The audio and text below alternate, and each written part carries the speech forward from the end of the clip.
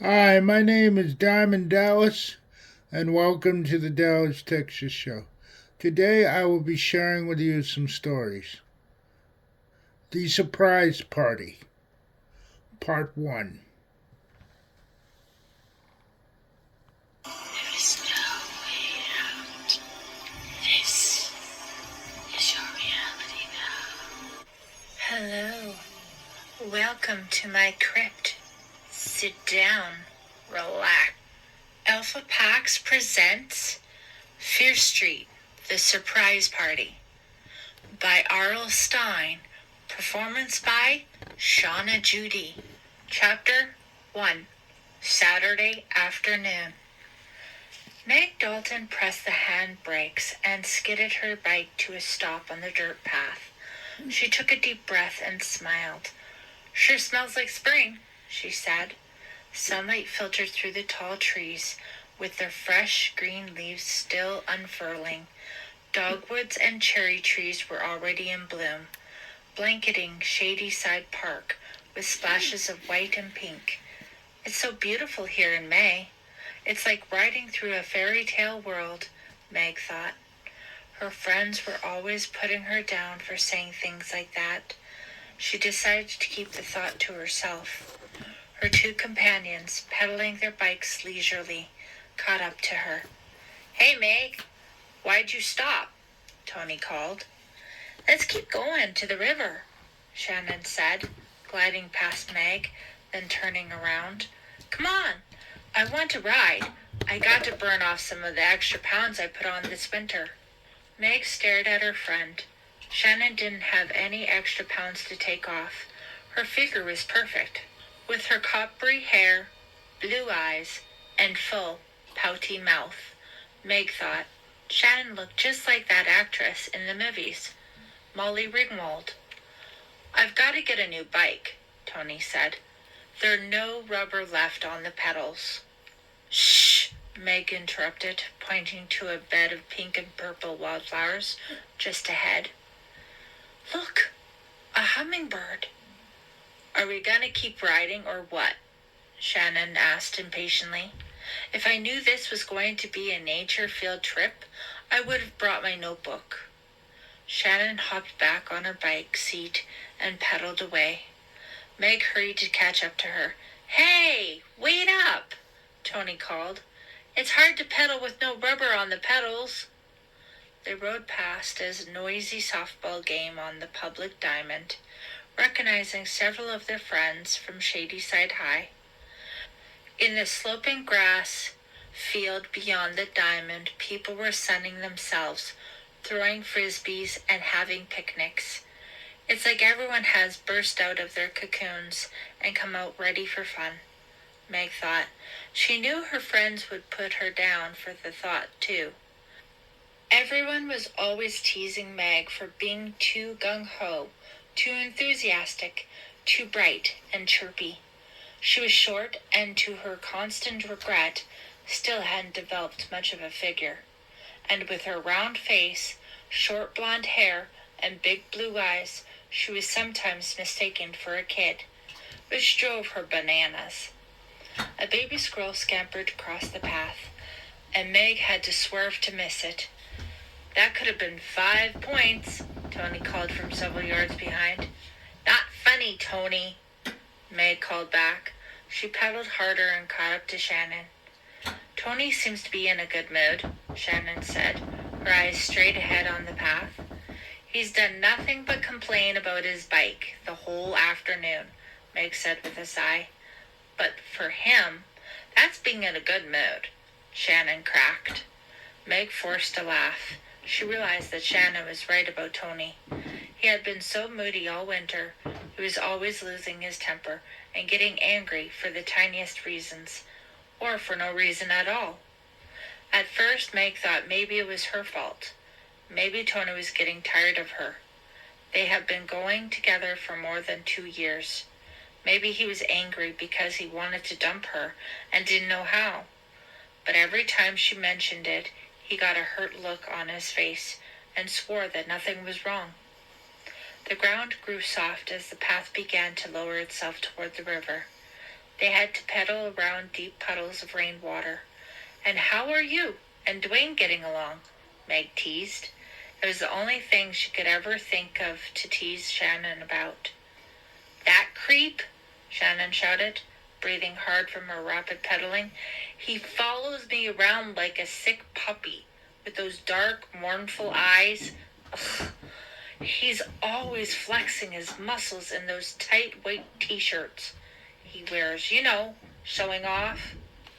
Well, he works out all the time. He's really got a great bod," Meg said. Shannon looked surprised. That was such an un-Meg thing to say. "Well, he's still a creep. He always hanging out with your cousin Brian, playing Wizards and Dungeons in the woods." "Oh," Shannon suddenly realized what she had said. I didn't mean to say that your cousin is a creep. That's okay. Brian is definitely a little weird," Meg said, laughing. There didn't seem to be any more to say. They rode on for a long while in silence. Meg felt a sudden chill more from her thoughts than from the wind. It was exactly a year ago, she realized. Exactly a year ago that Brian had found Shannon's brother Evan. Exactly a year ago on a spring day, just like this one, that Brian had found Evan shot to death in the Fear Street woods. Meg shook her head as if to shake away the memory. At least Shannon can laugh now.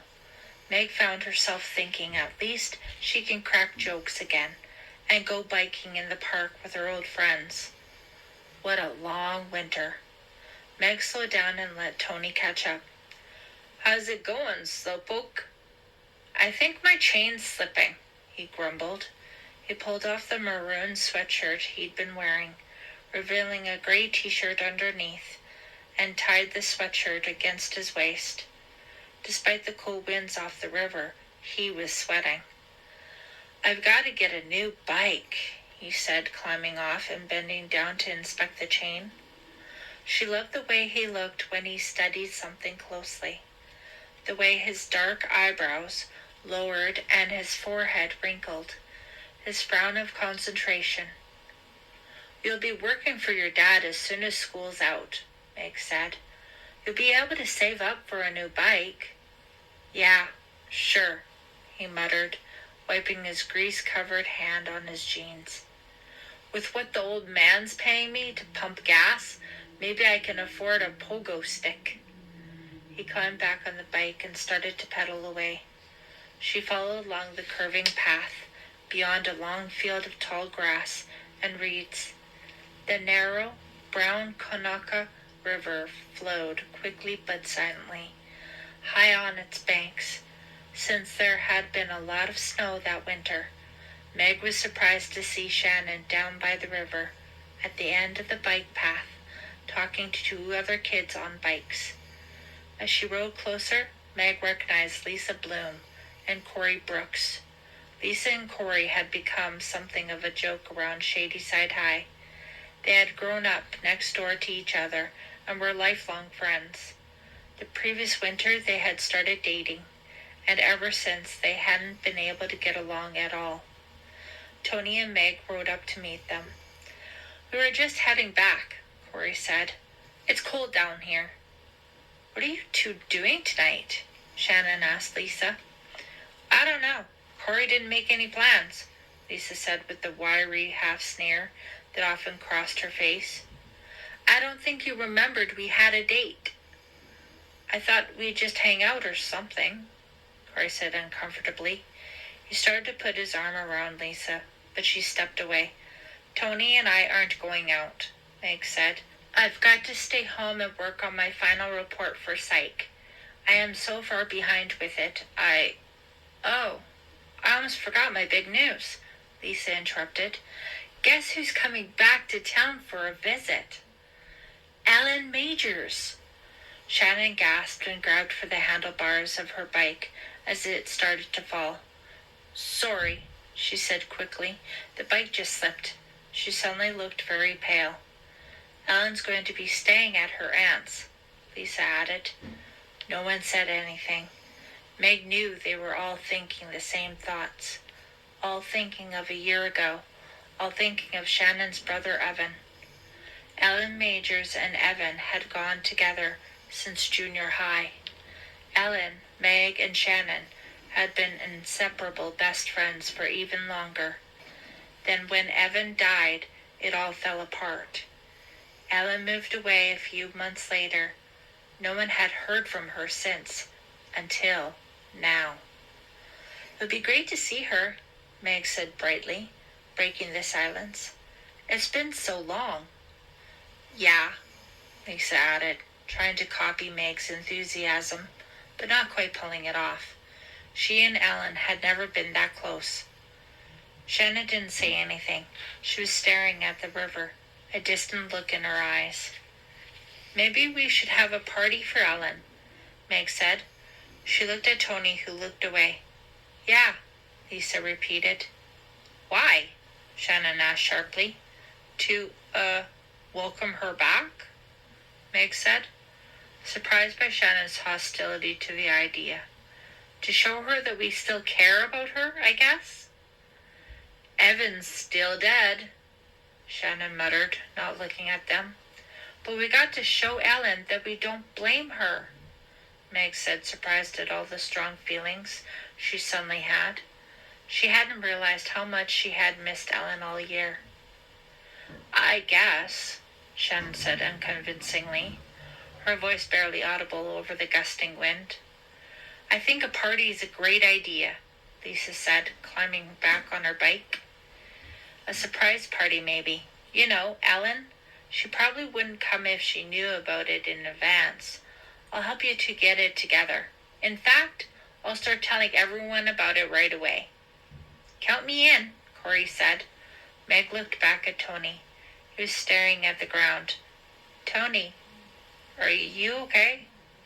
Yeah, sure. Well, what do you think of the party idea? Good. It's okay. We've got to get going, Lisa said, starting up the path. See you later. Meg, Shannon, and Tony stood watching them ride off till they disappeared into the trees. Guess we should be getting back too, Shannon said. The color still hadn't returned to her face. She looked washed out, drained. I don't believe it, Tony screamed. Both girls were startled. Tony, what? I've got a flat tire. He lifted the bike up into the air with both hands. Tony, don't, Meg said. He started to slam the bike to the ground, then thought better of it, and lowered it slowly to the grass. Tony, it's just a flat. You can walk it back to. Just go on without me, he muttered. Go on ahead. See you later. Seeing that he meant it, the two girls got on their bikes and rode off. When they reached the trees, they could hear him kicking the bike, cursing it loudly. What's his problem? Too much raw meat for breakfast? Shannon asked. I don't know, Meg said with a sigh. Sometimes he just loses it. She wished she did know what his problem was. It wasn't normal to get that angry at a bike, was it? That night up in her room, Meg was trying to concentrate on her psych paper, but she found her thoughts drifting to Ellen. Ellen, with her tall, lanky, blonde good looks. She looked so much like Daryl Hannah, everyone always said. Meg wondered if Ellen still looked the same, or if she had changed. A surprise party was a terrific idea. Meg could already see the shocked look on Ellen's face. How happy they all would be again. The phone rang. She picked it up, grateful for the interruption. Hello, Meg. A whisper, like wind blowing into the telephone. Who is this? She asked, a funny feeling forming in the pit of her stomach. We have a bad connection. This is a friend. Still just a whisper. Who could it be?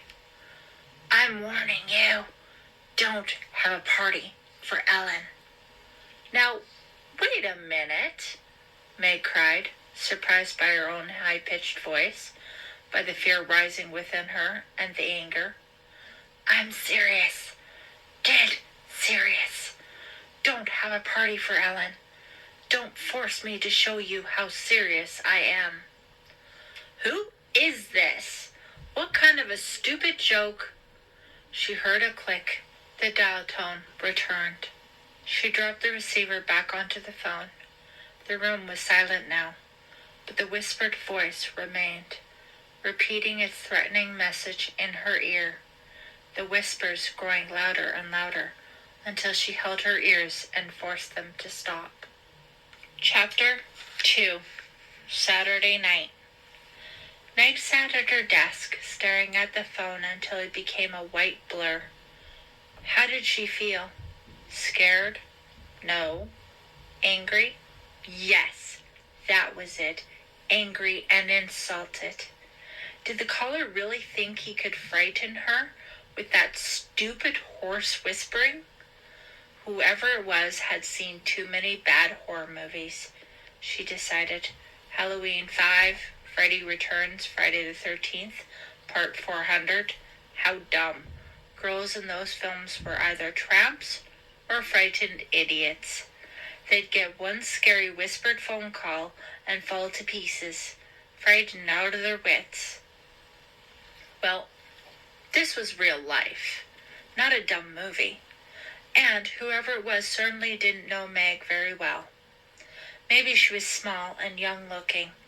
Maybe she wasn't as sophisticated as a lot of kids at Shadyside. But she wasn't easily pushed around. She had a stubborn streak, a mile long.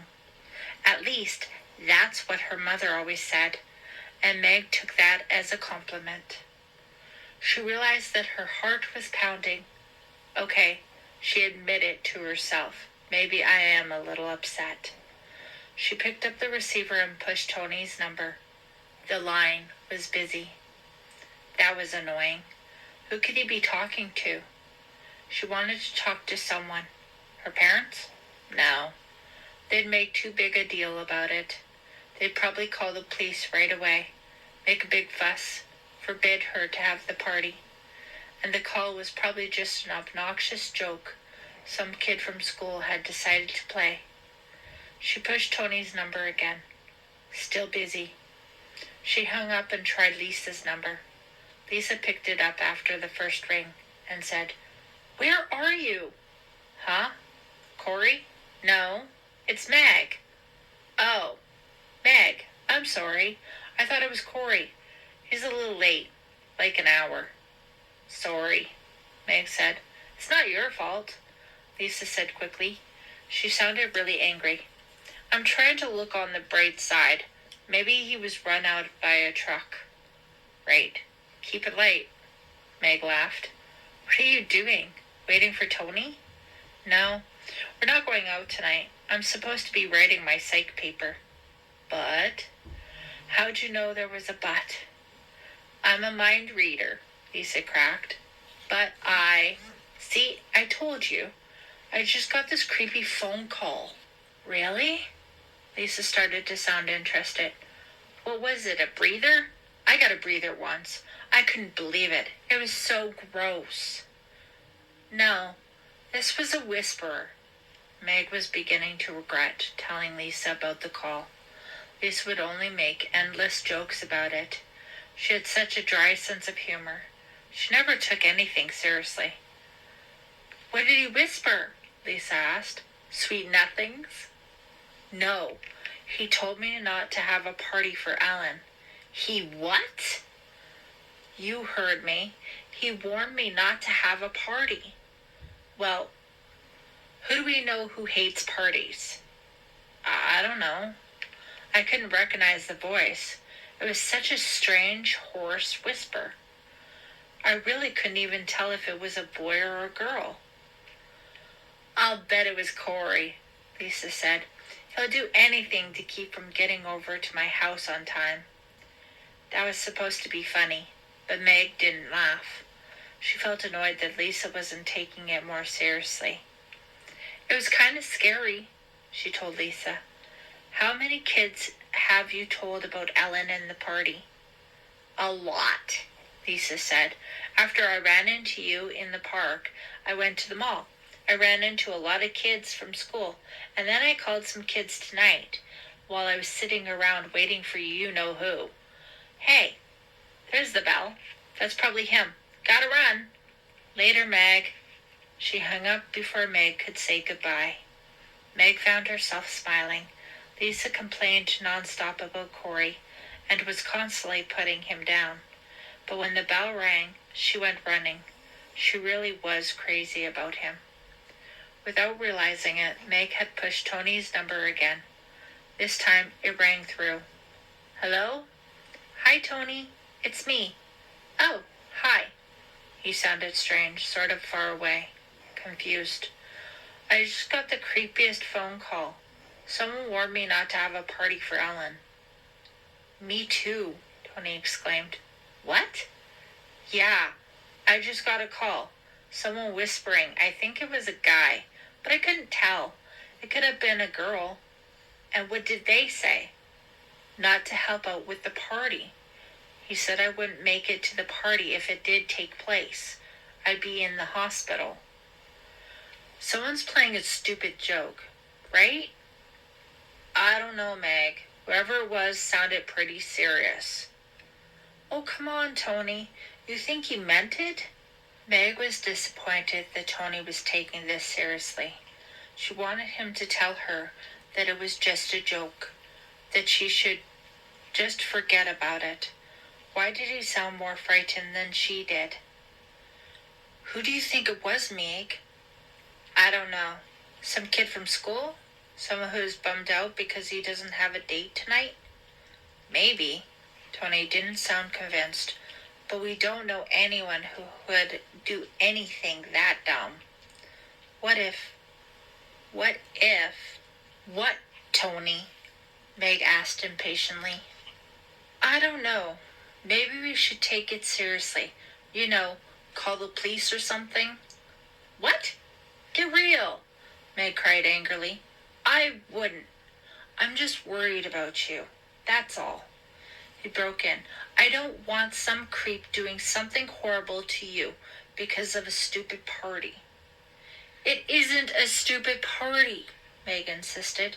It's a party for Ellen, my best friend.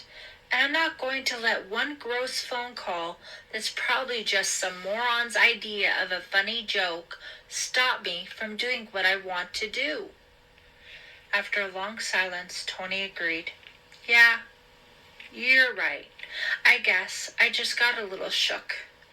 Sorry, I didn't mean to yell, Meg said, forcing her voice down, trying to calm herself and speak softly. So, should I come over and, comfort you a little? Tony asked. It sounded more like pleading than asking. Meg laughed. No, I shouldn't even be talking to you. I should be writing my psych paper. Was that a yes? No, it was definitely a no. But you mean yes, right? Meg laughed. It was nice to hear Tony teasing her again, kidding around. I mean no, really. You mean you need a little comforting, right? No, give me a break. I need a little writing time. You won't be able to concentrate on your paper. Yes, I will. You said yes. I heard you. Meg laughed. I said no. But you meant yes. Well, maybe. Maybe. I'll take a maybe, Tony said happily. I'll be right over. Okay, Meg said just as happily. Chapter 3. Monday afternoon. Meg propped her government text in front of her on the table and looked around the study hall. What was all that noise in the back of the room? She quickly saw that it was just Corey Brooks and his friend David Metcalf from the gymnastics team clowning around on a tabletop. The study hall was a wide, windowless rectangular room, kept blindly bright by long rows of fluorescent lights, suspended high over wooden tables that stretched nearly the width of the room. A small desk stood at the front for the study hall monitor. The desk was empty now. Meg saw Miss Frankel was always late, which gave Corey and David time to do their act on the tabletop. "Hi," Shannon said, giving Meg a weary wave and taking her usual seat in the row behind her. "Hi," Meg echoed, searching her book bag for the invitation she had brought. "Foster doesn't realize school's almost out," Shannon complained. "He started a whole new unit this morning." "Bad break," Meg muttered. She didn't really know what Shannon was talking about. She just knew that Shannon hated Mr. Foster, hated school, and hated work of any kind. Shannon never failed to come into study hall without one complaint or another. "What do you think of these?" Meg asked, holding up the package of invitations. They were day-glow green and pink with the words "Come to a surprise party" in silvery ink. "What are they?" Shannon asked, deftly applying dark red lipstick to her pouty lips. "Invitations to Ellen's party. Is that a new color?" "Yeah, I saw it in a magazine. What do you think?" "Very, dramatic?" "Meg, are you sure this party is a good idea?" She dropped the lipstick tube into her bag and rummaged around for a tissue. "I don't know. I think so. I just think it would be nice to show Ellen we still care. The three of us were best friends for a long time. After all, and Ellen went with Evan for so long. She was practically part of your family." Meg immediately regretted saying that. Shannon gave her a bitter look. She blotted her lips with the tissue and didn't say anything. Finally, after Meg had turned back to the front, Shannon said, "How can you send out invitations when you don't know where the party will be?" "I had a great idea about that," Meg said. "You know, my dad's company did the reconstruction of the old Halsey Manor house. He said we could have it for free if we promised to do a perfect cleanup job." "That old house in the Fair Street woods?" Shannon cried, surprised. "Yuck! It's creepy back there." "Why would you want to?" "The house has been completely restored. It's like new inside. It's a great place for parties now. And think how nice it'll be not to have any adults around to bug us." Shannon agreed that the no adults part was good, but she started to protest about having the party on Fair Street. When Miss Frankel showed up and started shouting for everyone to get quiet and start studying, Meg turned to the front of the room and opened the package of invitations. She started to fill in the first one. All this talk about Ellen was bringing back a flood of memories. She had a lot of good memories of Ellen. She could remember dozens of exciting and happy times they had spent together since they had met in elementary school.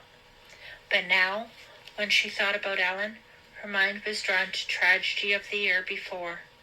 Ellen said Evan had seemed so much in love, and then, in an instant, Evan was dead. And everything was changed. Sure, Evan could be crazy sometimes. Sure, he was headstrong and impulsive, always getting himself into one kind of trouble or another. But he could be so lovable too, so full of fun, so full of life. For a long time it was impossible for any of them to accept the fact that he was dead. It still was impossible. Meg looked around the large room. Just about everyone who was involved in the tragic accident, just about everyone who had been involved with Evan, was in the study hall. Her eyes roamed from face to face. There was Shannon, Evan's sister. She seemed to lose some of her life when Evan lost his. She had always been so enthusiastic about everything, so spirited, so ready to have fun. Evan's death had caused her to withdraw. She didn't seem to need her friends as much. It was as if she were pulling it into herself, hardening herself, forcing herself not to need anyone else so that she couldn't be hurt by another loss in the same way. Tony sat near the back, writing intently in a notebook. He and Evan had been buddies. Tony had admired Evan, looked up to him. Meg realized, for his wildness, for the fact that Evan didn't care what people thought of him, for his need to do what he felt like when he felt like it. Tony wished he could be that way, but he was too hung up to be that free and easy, too worried about being poor in a school where most kids were better off, too concerned about being accepted by other kids. Tony had tried to act tough when he learned that Evan was dead, but at the funeral he broke down and sobbed. Ever since he'd been so moody. On the other side of the room sat her cousin Brian, with his wavy blonde hair, blue eyes, and dimpled grin. Brian looked like an innocent kid, but Meg knew that Brian wasn't as happy-go-lucky as he looked. He was a strange guy who kept mostly to himself. Right now, he wasn't studying. He was reading a copy of Dragon magazine. He spent most of his time playing that game, Wizards and Dungeons, hanging out with his friend Dwayne, talking about 4th level warriors and dragons and stuff Meg wasn't the least bit interested in. Brian and Evan hadn't been friends, but Brian had been in the Fear Street woods that awful day. Brian heard the shot and came running. Brian told everyone that he found Evan lying dead on the ground. Ellen sitting beside him, crying, unable to talk, unable to say a word, unable to explain. What had Brian been doing alone in the Fear Street woods? No one knew, but Brian had changed, too, because of Evan's death. Afterward, he seemed to become even more involved in the strange fantasy games he played. His grades, which had been excellent, began to slip. His parents, Meg's aunt and uncle, were very worried, but they felt helpless. They didn't know what to do about Brian. One death, Meg thought. One boy dies in the woods, and so many lives are affected. She didn't know whom to feel more sorry for. Maybe Ellen? Poor Ellen. Ellen probably felt the most guilty. If only she had been able to stop Evan from going into the Fear Street woods. The story went that he was going to spend the night there on a dare. Who had dared him? He wouldn't tell Ellen. I just need some excitement, he told her. He grabbed his father's hunting rifle, just in case, and hurried off to Fear Street. Ellen begged him to leave the rifle home, but he refused. She went home, but she was too worried to stay there. She went to Fear Street and tried to find him in the woods. She heard a shot, the fatal shot, the shot that changed all of their lives. She heard it and followed the sound of it till she found Evan, lying face down, his left shoe tangled in an upraised tree root. He was already dead. His foot must have tangled in the root. He must have tripped and fallen, and the gun went off, and that was it. A few minutes later, Brian arrived and found them, nearly in shock himself. Brian managed to help Ellen out of the woods, away from Fear Street. A tragic accident. Ellen had never been able to talk about it with anyone. A few months later, her family moved away. No one had heard from her until now. Maybe we can all be good friends again, Meg thought, with her usual optimism. Meg Dalton. Meg! A voice broke into her thoughts. She looked up. Miss Frankel was calling her. Meg, you must be reading a very exciting chapter. I've been calling you for 5 minutes. Meg could feel her face growing hot. She knew she was blushing. Sorry. There's a message for you at the office. Come up and get a pass. Meg left the invitations on the table and, still blushing, went up to get the pass. Who had left her a message? Was it from home? Was someone sick or something? She grabbed the pass off the desk and started to jog down the hall. Hi, Meg. What's happening? Did you hear about Gary breaking up with Krista? It was Lisa sitting in the hall monitor's chair. Sorry, Lisa. I'll call you later, Meg said. I'm kinda in a hurry. Lisa looked surprised that she didn't want to stop for some hot gossip, but Meg kept hurrying on to the office. When she got inside, out of breath, a nervous feeling in the pit of her stomach, there was no one at the front desk. Anyone here? She called. No reply. Finally, Miss Markins, the office secretary, appeared from the inner office. She looked surprised to see Meg. They told me there was a message here for me, Meg said. Miss Markins pursed her lips and shook her head. She looked through a stack of pink message slips on her desk. No, none for you, Meg. Are you sure? Meg insisted. They just told me in study hall. Miss Markins looked annoyed that Meg hadn't taken her word, but she grudgingly looked through the messages one more time. Sorry, must be a mix-up. A mix-up? Yeah, I guess so. Thanks, Meg said. She turned and walked slowly out of the office. In a way, she was relieved. A message in the office was seldom good news. But why had someone called her to the office if there was no message there for her? She stopped and chatted with Lisa for several minutes. There was no point in hurrying back to study hall. She wasn't going to get any studying done. That was obvious, and she could work on the invitations after school. What are you doing after school? She asked Lisa. Want to come over and help me write invitations? I can't, Lisa said, flipping a pencil up toward the ceiling and catching it. I have a spectator meeting. We're planning our last issue. I know everyone's waiting breathlessly for it, right?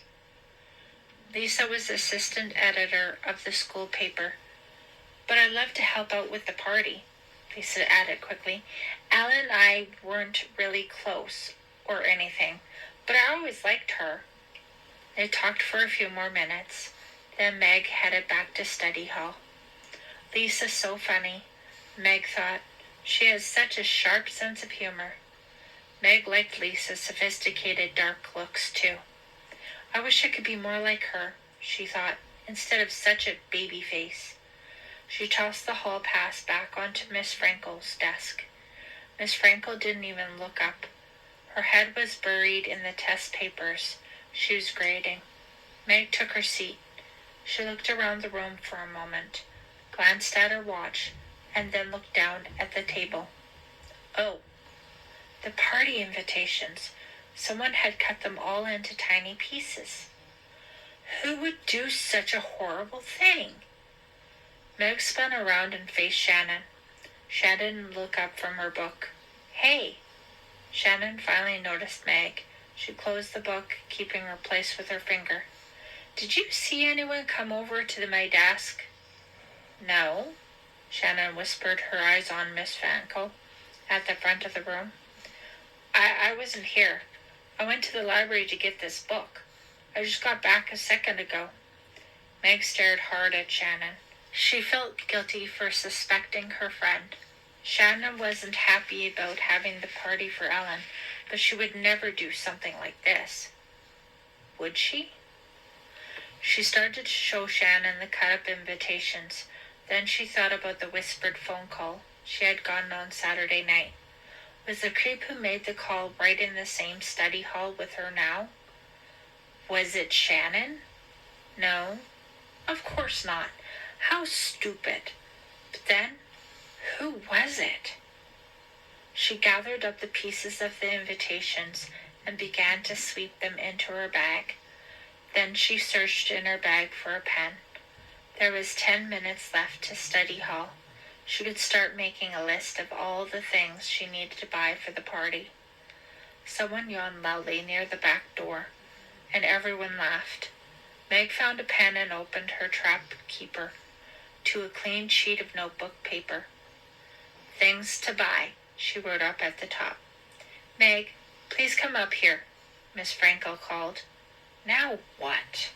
She closed the trapper keeper and hurried up to Miss Frankel's desk. You seem to have another message at the office, Miss Frankel said, looking perturbed. Are you sure? Meg asked. I'm not sure about anything around here, Miss Frankel said dryly, but you better go check. Meg hurried back down the hall, passing Lisa with a shrug, as if to say, I don't know what I'm doing back here again either. Maybe Miss Markins found the first message, Meg thought, and yes, when she got to the office, Miss Markins had a long white envelope for her. I guess someone left this for you, Miss Markins said. I just found it on the counter. I didn't see who left it. Meg thanked her and took the envelope out into the hall to open. It was sealed tightly and took her a while to tear open. She put out a piece of lined white notebook paper and unfolded it.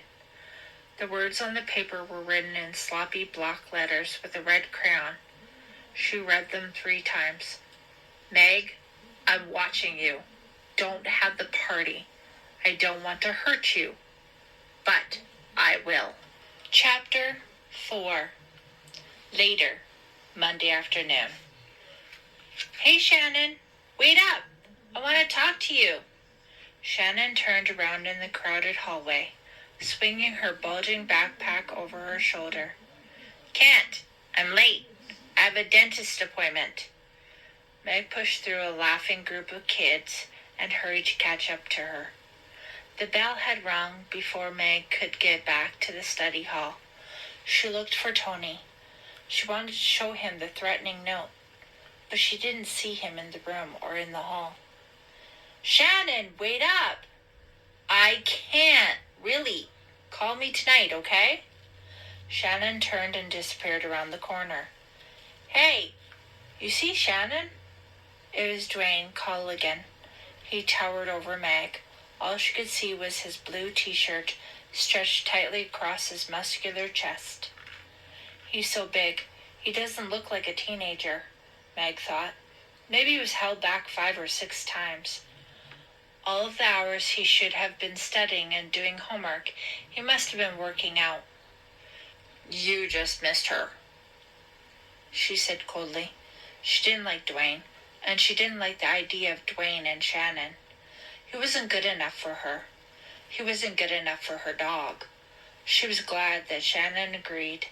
Meg didn't even like Dwayne hanging out with her cousin Brian. But there was nothing she could do about that.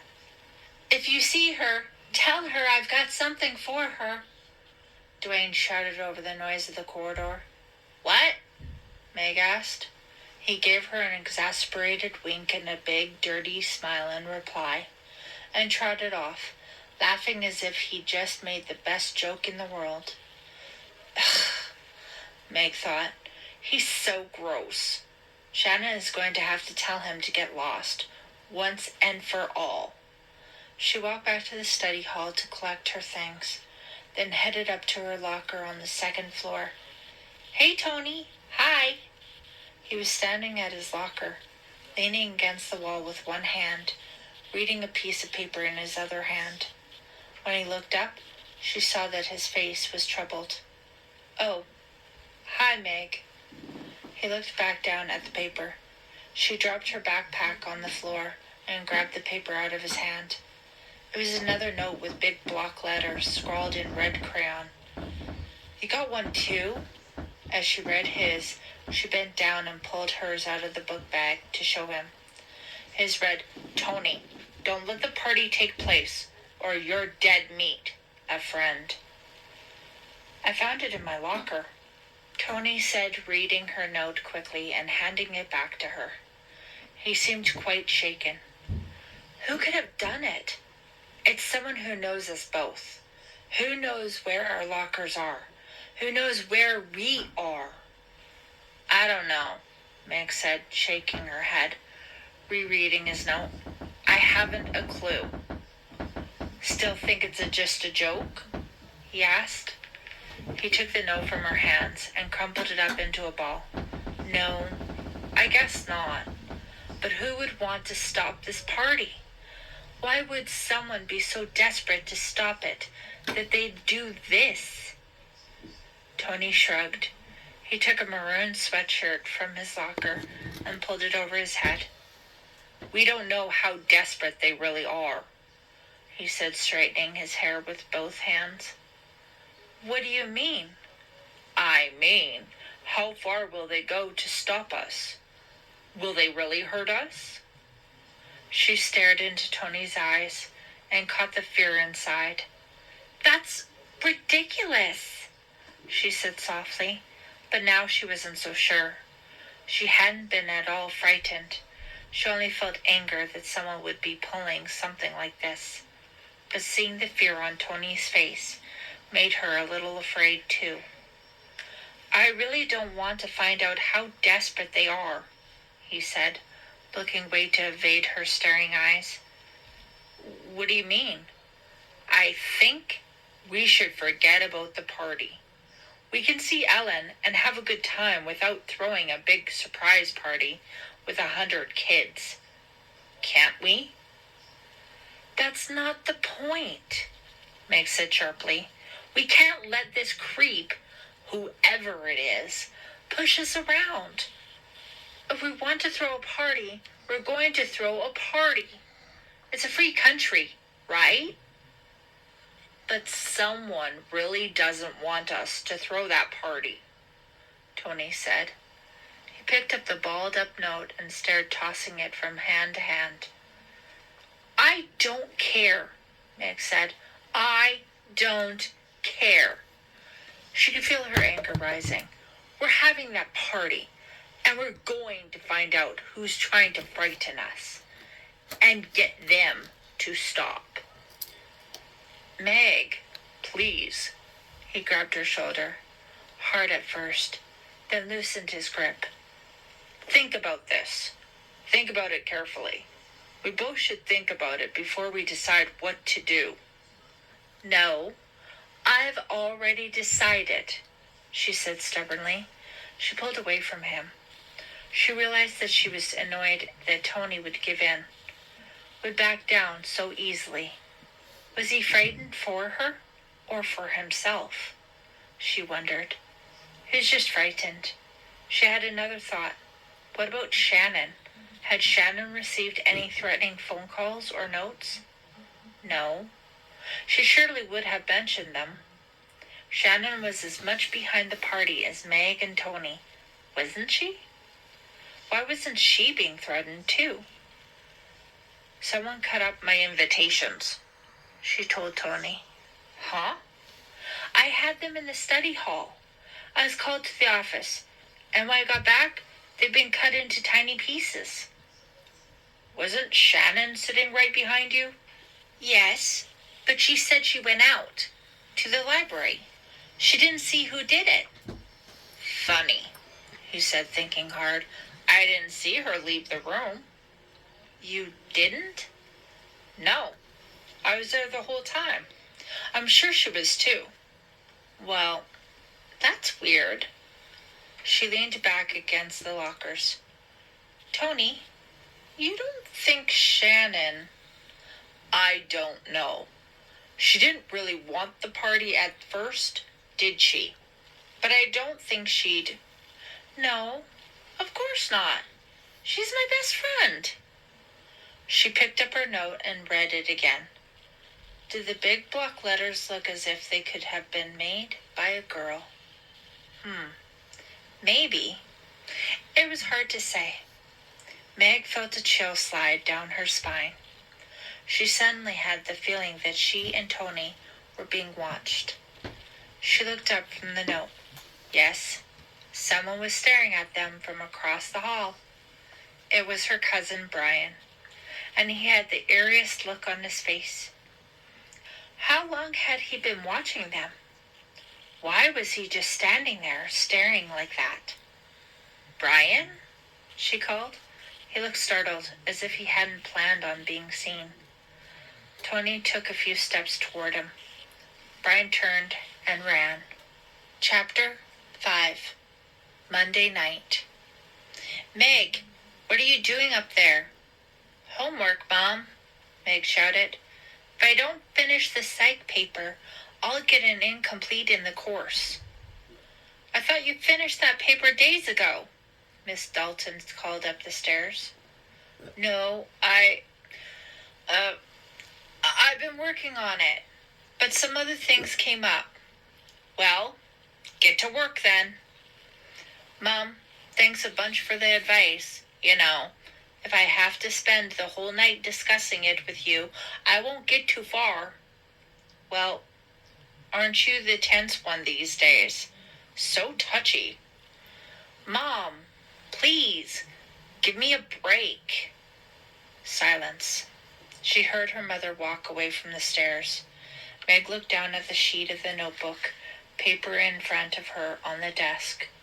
She wasn't working on her psych paper. Instead, she had written on the top line, "List of suspects." She started to write the number 1, but her pencil lead broke. She tossed the pencil across the room and picked up another. Then she wrote the number 1, and beside it the name Brian. Then under Brian she wrote, "Why?" A, because he was staring at Tony and me so strangely. B, because he ran away when he saw that we saw him. And C, question mark. She sucked on the pencil eraser. Why? Why? Why? What reason could Brian possibly have for wanting to stop Ellen's party? She searched her memory for a clue. Brian and Ellen. Brian and Ellen. Nothing. Zero. Zip. She couldn't come up with anything. Brian and Ellen were only acquaintances, never even friends. Really, Brian certainly had no reason to hate Ellen or even dislike her. Brian had been the one to help Ellen, to rescue her, that day a year ago.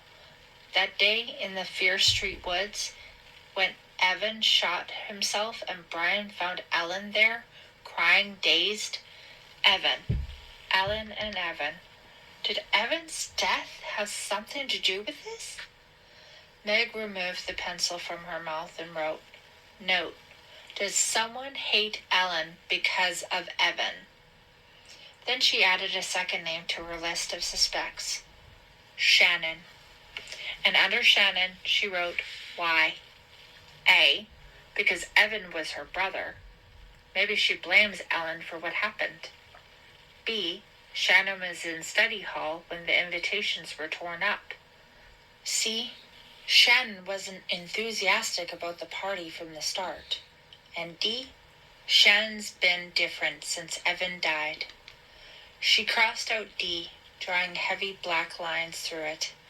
It wasn't fair, Meg decided. They had all been different since Evan died. Shannon is my best friend, Meg thought, tapping the pencil rapidly on the desktop. She wouldn't try to scare me, would she? She wouldn't try such stupid horror movie tricks, would she? Would Shannon be honest with her about the party, about Ellen? I don't know, Meg said, not realizing she was speaking out loud. Shannon, she decided, would have to stay on the list of suspects. And who else? Meg, how's the paper coming along? Oh, no. Her mother was back already. Fine, Mom, till you interrupted, she shouted. You made me lose my train of thought. Maybe that's because you think with your caboose. Her mother laughed hysterically. She always loved her own run jokes. Thanks for the support, Mom. She heard her mom walk away again, still chuckling. Her eyes returned to the sheet of paper. She was surprised to see that without realizing it, she had written a name after the number 3. Ellen. Why was Ellen a suspect? A, because someone from school could have called her and told her about the party. B, because Ella never liked parties. C, she never called or wrote to any of her old friends. Maybe she doesn't want to see everyone. And D, she never even explained why her family moved away from Shadyside so suddenly. Yes, Ellen had to be considered as a suspect, Meg realized. But how would she have gotten the red crayoned notes to Meg and Tony? A friend? Someone in school could be helping her. So maybe there were two people Meg should be looking for. She wrote the number 4. Is there a fourth suspect? Is there someone else who knew about the party? Knew Meg and Tony had a good reason to stop the party? She couldn't think of anyone, so she wrote down Dwayne. Why? Because I don't like him. The phone rang. She stared at it, reluctant to pick it up. Maybe I'll just let it ring, she thought. But she knew she couldn't do that. If a phone rang, she always had to pick it up, even if it wasn't hers. She couldn't bear to let a phone call go unanswered. She let it ring one more time, took a deep breath, and picked it up. Hello? Hi, Meg. Tony? You're safe? You're okay? Tony? What do you mean? You sound terrible. I was worried about you. I think someone was following me tonight. Following you? Where? Following me home. I was at my dad's gas station. See, helping out. He had the car, so I walked home. It was weird. I kept seeing these shadows, but every time I turned around, there was no one there. And then there were footsteps behind me. So I started running, and the footsteps started running too. Did you see who it was? Was it a boy or a girl? I never saw. It was pitch black, and whoever it was stayed pretty far back. Are you sure there really was someone there? Of course I'm sure, he snapped angrily. I'm not totally nuts, you know. Sorry, Tony. Don't shout at me. Please, I just wanted to know. Listen, this is getting scary, Meg. I think this person really means business. Didn't you get a look at whoever it was at all?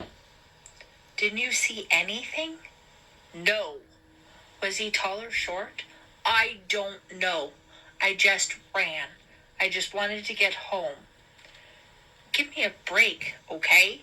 Sorry. Please don't yell. I called you right away. I thought maybe they tried something. Maybe they followed you, too, or something. No, I'm fine, really. This party, Meg, I don't know. What do you mean? I mean, is it worth it? It's just a stupid party. Yes, but now it's a principle, Meg said. A principle? Ah, come on. Forget about principles. Somebody followed me, Meg. I'm really scared. I'm not willing to risk my life for a party. But don't you see? She cried impatiently. It isn't just a party. If somebody wants to stop it so badly, there's got to be more to it. There's something else going on here, Tony. And we've got to find out what it is. You're really enjoying this, aren't you? He said with some bitterness. You're a real Nancy Drew. Huh? You like being Miss Detective? You think this is exciting? Kind of, Meg admitted. But I also don't like being pushed around by someone who thinks they can tell me. Count me out, Tony interrupted. What? Count me out. You heard me. Out of what? Out of everything. Out of the party, out of you and me. The words seemed to sting her ears. The sting traveled quickly to her chest. It was so unexpected. You mean that? Goodbye, he said quietly and hung up the phone. Meg slammed the receiver down angrily. Of course, Tony was just mouthing off without thinking again. She told herself, of course he really doesn't mean it. He doesn't really want to break up with me over this. Or does he? He did sound really frightened. Meg asked herself if she was frightened too. No, she decided. She wasn't at all scared. She was too furious to be scared. She wasn't going to give up the party. And she wasn't going to give up on Tony. I'll find out who's doing this, and I'll find out why, she said out loud. She picked up the receiver and started to push Tony's number, but then she thought better of it. I'll give him a day or two to calm down. Then I'll apologize. She wasn't going to allow herself to believe that he really had broken up with her. She wasn't going to believe it. No way. She realized she was biting her lower lip, and now it was bleeding. How was she to concentrate on her psych paper? She couldn't. She'd have to try again tomorrow. But what should she do now? She looked down at her list of suspects. Number 3, Ellen. She didn't want Ellen to be on the list. The party was for Ellen, after all. All this trouble was for Ellen. It really would be easier if she could cross Ellen off the list. I'll call her. The idea seemed to float into her mind from out of nowhere. Such a good idea. I'll call her and tell her how happy I am that she's coming for a visit. She felt her throat tighten. A feeling of dread started up from her stomach. No, it won't be hard. It won't be hard to talk to Ellen. We were best friends, after all. She picked up the phone and pushed information. She realized her hands were suddenly ice cold.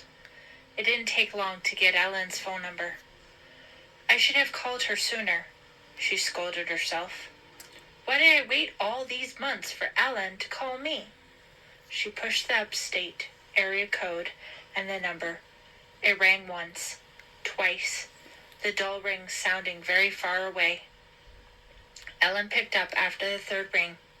Hello? Ellen? It's me, Meg. Meg? I don't believe it. Hi!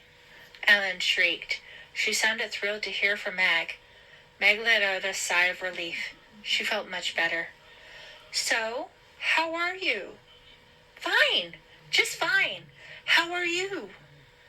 Okay, not bad, Meg said. It's funny to hear your voice. It's been so long. I know, Ellen said, sounding guilty. I've been meaning to write or something. I just got so busy and... How's your new school? Okay, I guess.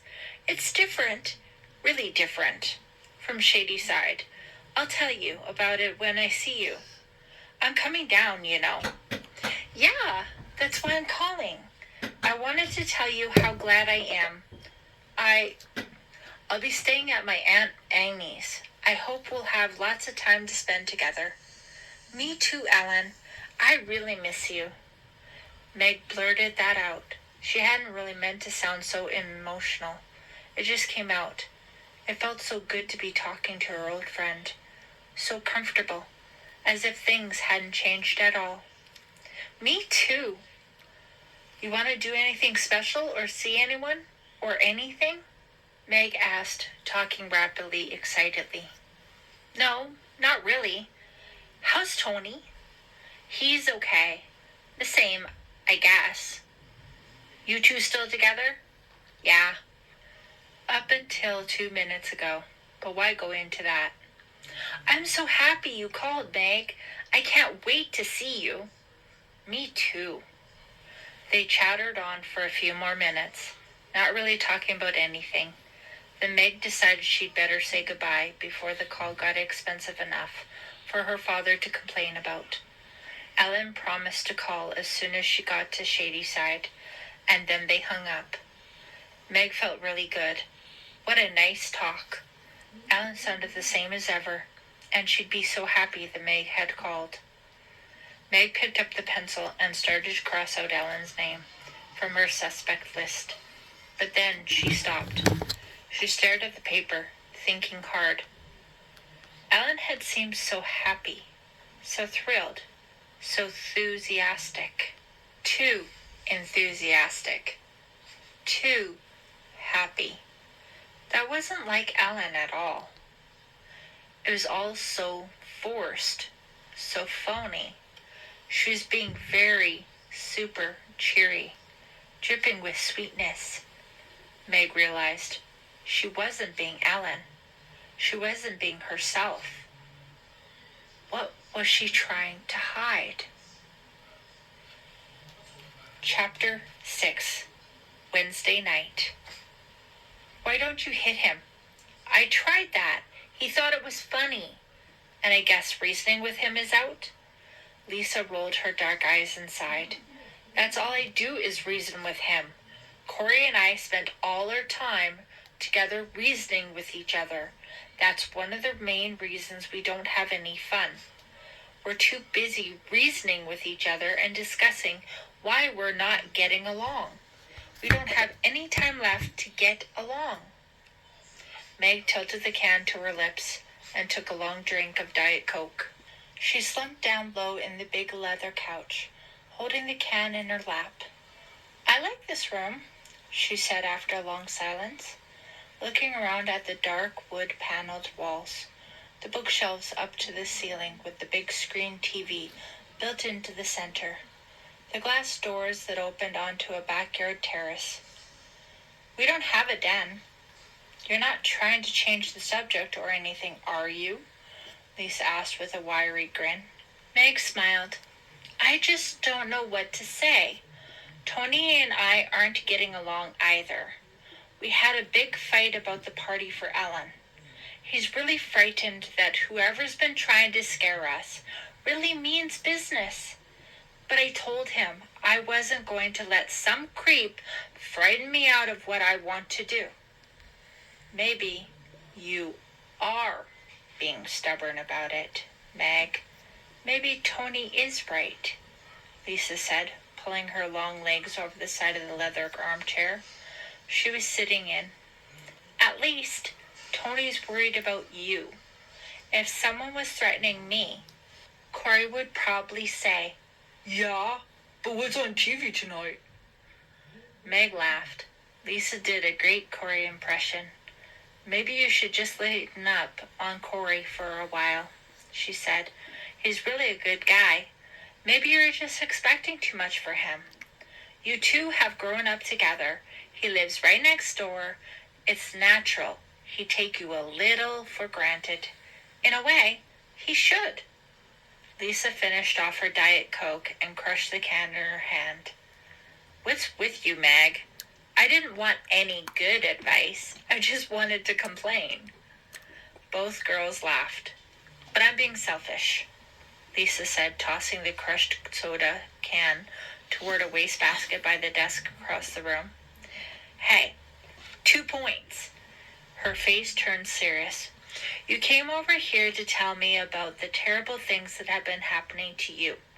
And all I do is talk about Corey and me. I'm sorry. You've got real problems. You know, maybe you should call the police. Sure, Lisa, Meg said, pulling herself up with some difficulty. The couch was so soft, she had sunk down into the cushion. I'll go to the police and tell them that someone cut up my party invitations in study hall. That'll really get him excited, right? They'll probably get the whole police squad out on that case. Maybe a SWAT team, too. How'd you get your skin like that? Lisa asked. What? Your skin. It's so perfect. Like a baby's skin. Huh? Lisa. Meg's hand went up involuntarily to her face. Your face always looks like you just washed it. Fresh scrubbed. That's what they call it. You have that fresh scrubbed look. I guess. Now it's you who wants to change the subject, Meg grumbled. No, sorry, I just got distracted. Lisa stood up and stretched. Then she walked to the glass doors and looked out. Look, Meg, maybe you should just forget about the surprise party. Then all of your problems will go away.